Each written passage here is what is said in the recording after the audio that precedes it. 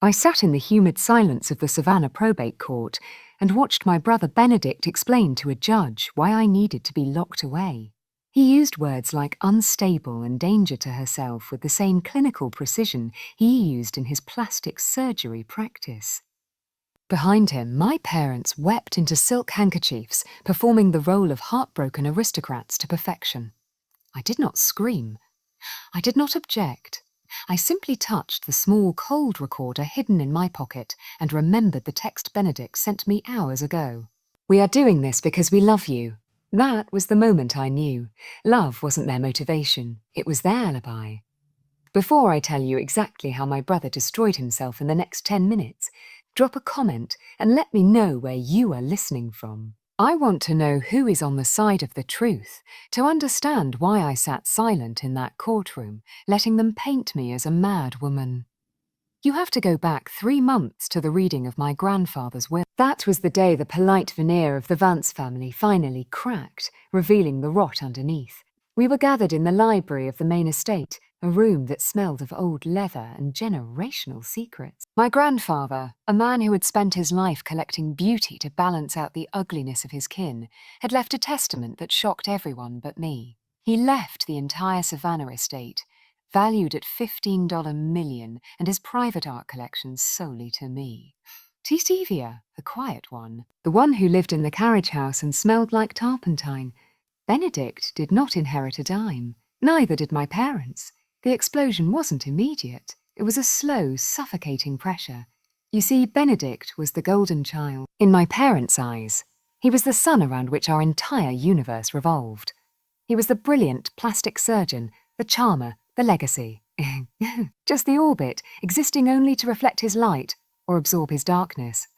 But grandfather saw the truth. He knew Benedict wasn't a success. He was a black hole. He knew about the gambling debts Benedict tried to pass off his bad investment luck. He knew that if he left the estate to Benedict, it would be liquidated within a week to pay off bookies in Atlantic City. When the lawyer left, the performance began. My mother, Genevieve, dried her eyes instantly. She looked at me not with pride, but with a terrifying intensity. She told me that Benedict was in trouble. She said he owed people money, dangerous people, and that we had to sell the estate immediately to save him. She called it saving the family name. I looked at them sitting there on the velvet sofas, and I finally saw the invisible chain that had bound me. It is a strange and painful thing to realize you were never really a daughter. You were utility. I was the scapegoat, the vessel they poured their shame into so they could remain pristine. When Benedict failed a test, it was because I distracted him. When he crashed his car, it was because I upset him. I was the designated loser in a game rigged for him to win. They needed me to be weak so he could appear strong. They needed me to be invisible so he could shine. But grandfather had handed me the keys to the kingdom, and for the first time in my life, I refused to hand them over. I told them no.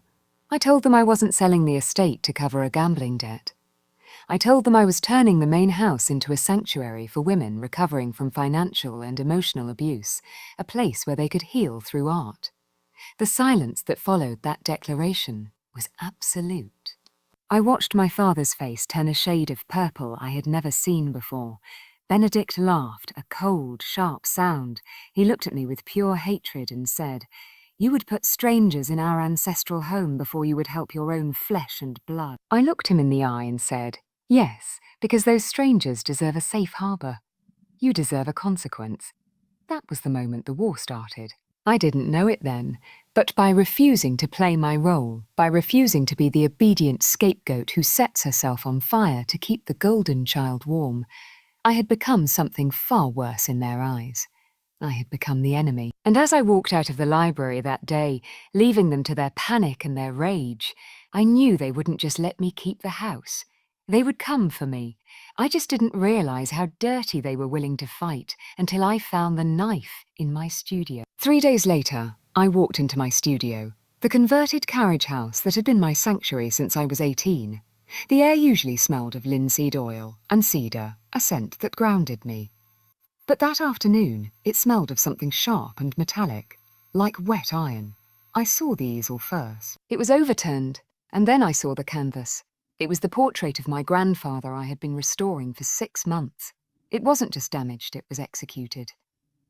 The canvas had been slashed repeatedly from top to bottom, the fabric hanging in ribbons like flayed skin. A jar of cadmium red paint had been thrown against it, splattering the floor and the walls, creating a gruesome, violent tableau that looked terrifyingly like a crime scene. I stood there, my keys digging into my palm, unable to breathe. This wasn't just vandalism. This was a message. This was a promise. "Oh, Octavia," a voice said from the shadows. "Look what you've done." Benedict stepped out from the corner of the room. He was wearing his white lab coat, impeccable as always, his face arranged in a mask of tragic concern, but his eyes were dead. "I tried to tell Mom and Dad you were spiraling," he said, shaking his head. "But they didn't want to believe it. Violent outburst, destruction of property. It's a textbook manic episode." "Get out," I whispered. "I can't do that," he said softly. I called for help. Sirens cut through the humid air outside. Blue lights flashed against the windows of the studio, illuminating the red paint like blood. Benedict walked to the door and opened it for the officers. "In here," he told them, his voice thick with fake emotion. "Please be gentle. She's not herself. She's off her medication." 2 officers entered, hands on their belts. They looked at the destroyed room. They looked at the red paint splattered on the walls.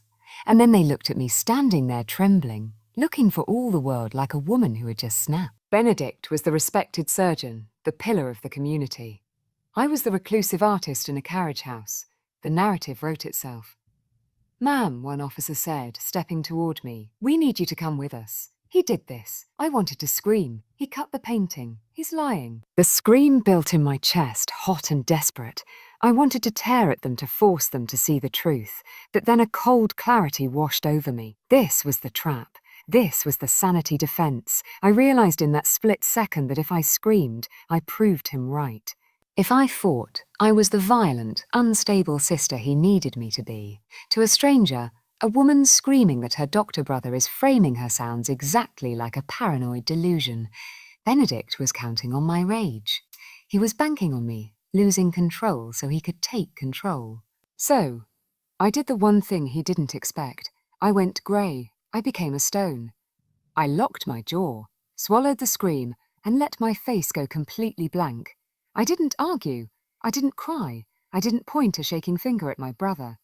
When the officer reached for my arm, I turned around and offered my wrist. I saw Benedict's smile falter.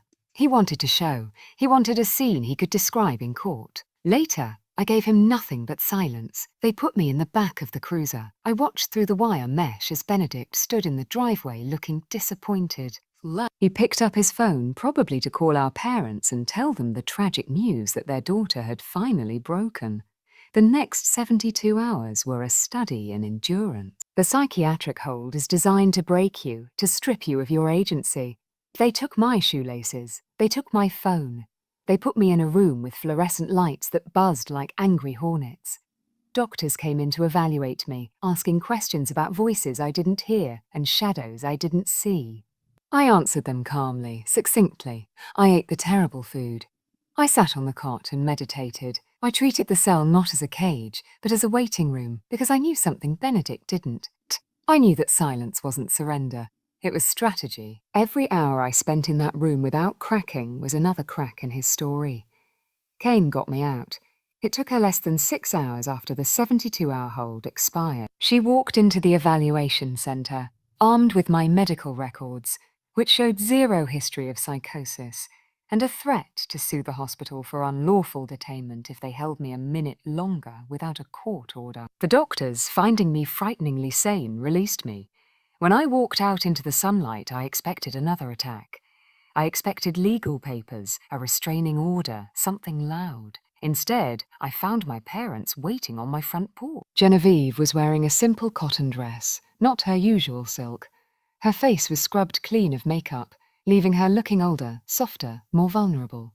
Alistair stood behind her, his head bowed, holding a casserole dish. It was a scene so perfectly curated it felt like a hallucination. "Octavia," my mother whispered when she saw me. She rushed forward and fell to her knees right there on the gravel path. "I didn't know," she sobbed, clutching my hand. We didn't know he went that far. We thought he was just worried about you. When we found out he called the police when we saw the studio, she looked up at me, tears streaming down her face. He lied to us, Octavia. Benedict told us you were off your meds. He told us you were threatening suicide. We were terrified. My father stepped forward. We're so sorry, he said, his voice thick. We've been blind. We let him manipulate us because we wanted to believe he was successful. But we see it now. We see what he is. I looked at them. I looked at the casserole dish. I looked at my mother's tear-stained face.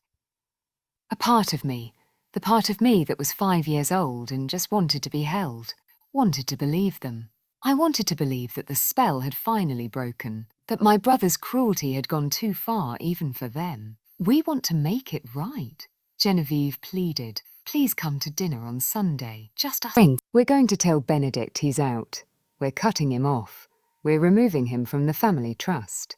We want you there to see it. We want to start over. Sunday, I repeated. Yes, a reconciliation dinner. Please, Octavia, give us a chance to be the parents you deserve. I looked at the house looming behind them.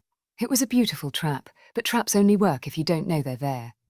Okay, I said slowly. I'll come. My mother wept with relief. He hugged my legs. My father nodded, looking relieved. They left promising my favourite roast lamb, promising a new beginning. As their car pulled away, I felt a cold chill settle in my bones. They were good. They were very good. The performance was flawless. The remorse felt real. But they had forgotten one thing. I was an artist. I spent my life looking at layers. I knew how to spot a forgery. The tears were real, but the timing was too perfect.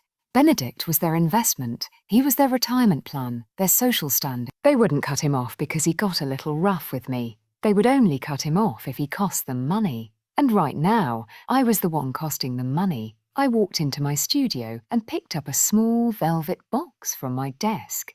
Inside was a vintage diamond brooch, an heirloom I'd bought at an estate sale years ago, but I hadn't bought it for the diamonds. I had modified it. Behind the centre stone was a high-definition lens. Inside the filigree setting was a microphone sensitive enough to pick up a whisper from across a room. If they wanted a dinner, I would give them a dinner. But I wasn't going as a guest. I was going as a witness. The main dining room of the Vance estate was a masterpiece of Southern Gothic oppression. Dark wood panelling swallowed the light from the crystal chandelier. The table was set with heavy silver and fine china. A display of wealth that felt more like a fortress than a home. Benedict was there. Of course he was.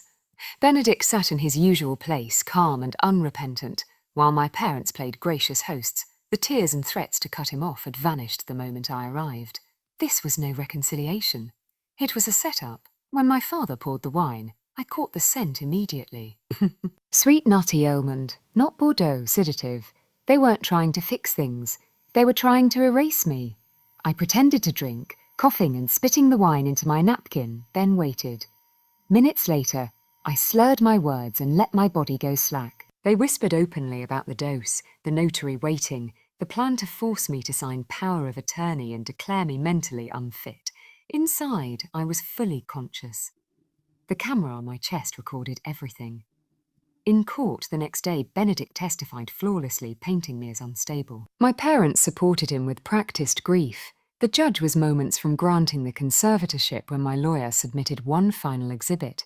The video played. Their voices filled the courtroom, the confession, the poisoning, the plan. Benedict panicked, shouting deep fake until a second video appeared.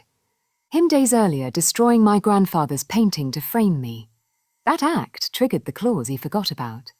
By damaging the art, he forfeited his entire inheritance. The judge ordered all three arrested. 6 months later, the estate reopened as an art sanctuary.